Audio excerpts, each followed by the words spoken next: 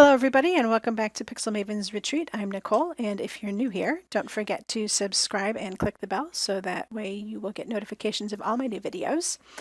Today I've got a project using a new scrapbook.com cut file, and this one is an advent calendar, and it is really designed to go on a huge 12 by 12 sheet with the 25 little openings and everything, and it is really cute. However, I don't have a need for an advent calendar. So I really had to think creatively about what I would do with this. And I thought might be the perfect opportunity to try a peekaboo card. So you can see I have the word happy here. And what I've done is I modified the cut file so that way I would only have enough openings for the word holidays. And you can just see them peeking in there. And it is just the cutest little card and a ton of fun. I used some stenciling in the back.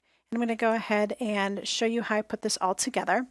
I did create the tree already, and since I was at it, I just went ahead and did like the spatter and everything on a larger piece of cardstock. This is Noble Fir from Lawn Fawn, and I just cut it all out at the same time. So if you need a tutorial on how to change up a cut file, go ahead and click the link up above there, and it'll take you to another video that talks more about how I modify my cut files.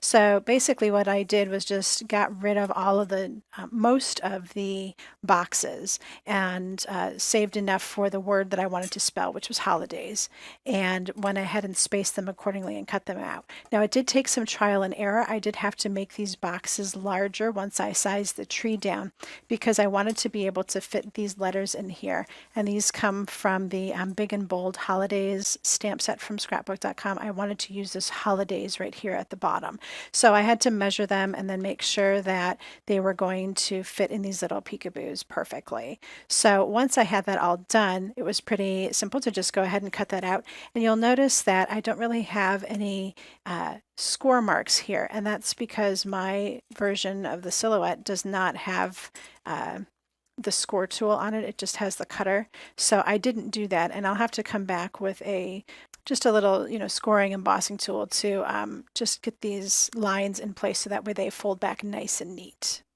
So enough talk, let's go ahead and get started. Okay, so the first thing I'm going to do is get these score lines in, and I'm just going to use my bone folder and a ruler, and all I have to do is line that up and just get a nice little line on here. And that will be enough to break the fibers of the paper, so I can go ahead and open these little doors very neatly. Nothing worse than having gone through all the effort to make something really pretty and then just pushing these back, and you would end up with little crinkles and creases, and we really don't want that. So it just takes a minute to go through with your bone folder and a ruler, and then I just have these little score lines here now that these are going to open up on perfectly. All right, so you can do this first, you can do it last, whenever you want to do it. I just wanted to make sure that I showed you how I did it. So if your cutting machine doesn't have a score tool on it, you'll want to make sure that you remove the lines as a part of the design that actually do the scoring. Otherwise, your machine probably will want to cut them, and we don't want that to happen. Okay, so the next thing I need to do is kind of template this. So actually it's good to get these all scored and open, because now you can go ahead and put in your pencil lines all at one time and not have to worry about coming back and doing more later. So I just want to do an outline because I want to make sure that my stenciling doesn't go over into the tree. So I want to be able to mask it out and not have to worry about that. So just some little lines there. And then I'm also going to put lines here in the boxes. And I really just need the 3 sides. So that way I can make sure that I get my cutout letters in place. So just pop these guys in. And of course, a really nice white vinyl eraser like this one here from Staedtler will get rid of these lines super easy. So now that I have my lines in place, I can go ahead and do all of my inking on this with this guy set aside. Okay, so the first stamping I'm going to want to do on this is the word happy, and that is just to make sure that I get it in place, and then I can mask it out when I do my stenciling. So I'll just pop this in my stamp positioner, and I am using the Sentiments for Every Occasion by scrapbook.com, and they have this, I mean, it has all the occasions on here. I've got Christmas, Mother's Day, everything. I use it for some Father's Day cards. And I'm going to grab the happy out of here and just pop that so that it's following that line and that it's pretty centered on there. All right, so I'm going to be using Cardinal Red. This comes in a duo with a green color. I think it's called Pine for the holidays. It is a great combo of red and green. We won't be using the green today because it doesn't really match the Lawn Fawn cardstock. So you can see I need to get this inked up even better.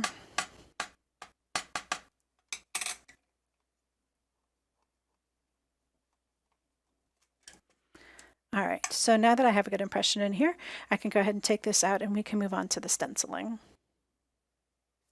Okay, so now I'm going to move on and do the stenciling around the outside. And I want to make sure that I'm covering up the happy here and that I'm covering up the tree.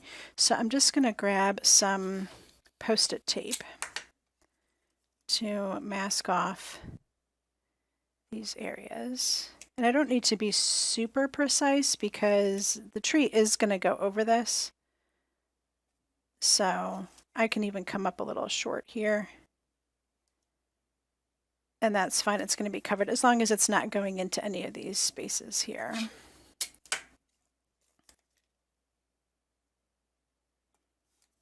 So that'll work.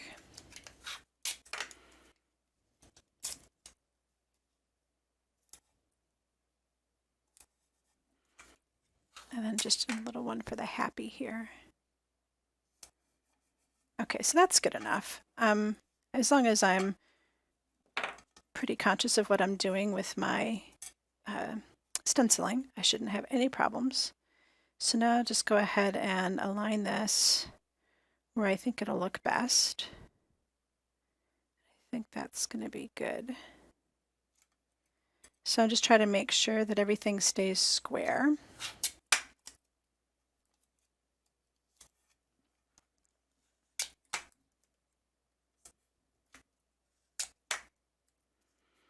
Okay, and I am using Mode Lawn Distress ink because this really matches very well with the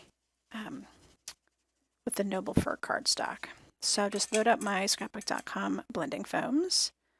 Love these. And go ahead and start getting some ink on these guys. All right, so next I just need to get the holidays here. So I'm going to go ahead and pop this out. And I've got a piece of white cardstock here, so I'll put that in my positioner. And I don't need to worry about getting actually I'm going to flip it this way so that this is closer to the edge when I snip it out. Don't really need to worry about the word happy. I just need to make sure that I get the holidays part done up really nice. Since I am going to fussy cut this out, I'm not too concerned about masking or anything like that. So I'm going to go ahead and ink it up.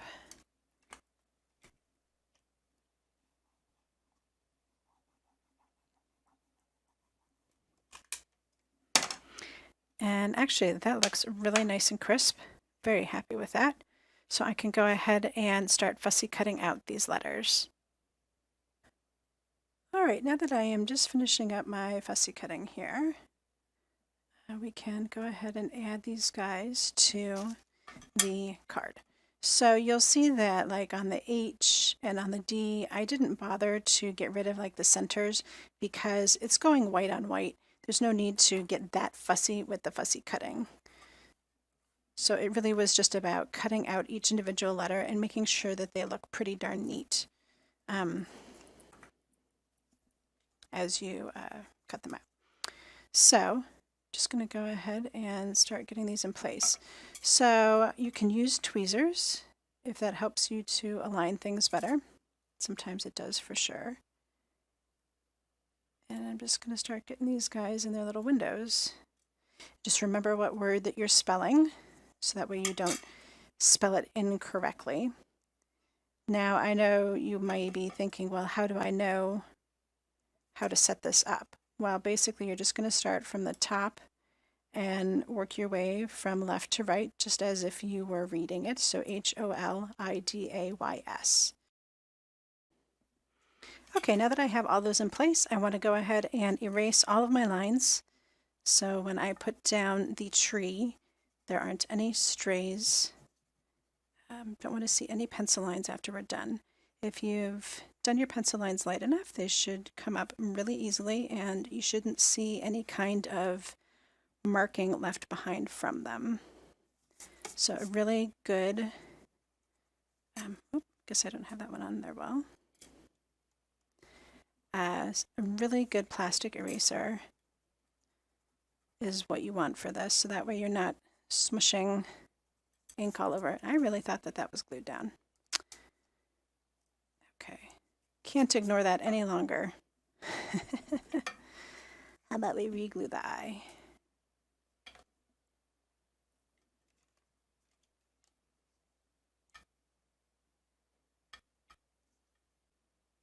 Okay, back to regularly scheduled programming, finishing up the erasing with a good plastic eraser. And like I said, if you've done your lines light enough, they're going to come up very easily.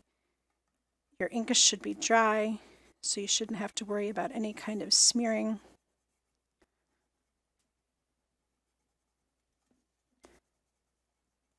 And then you'll be good to go.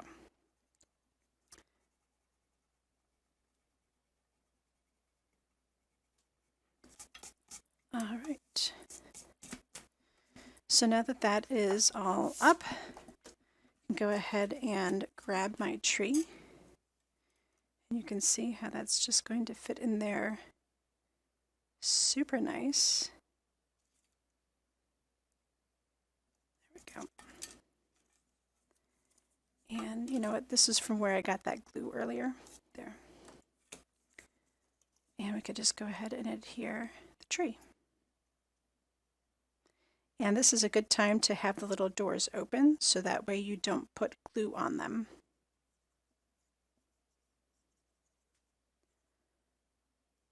All right, so now I can go ahead and pop this guy in place. It comes with handles, so nice.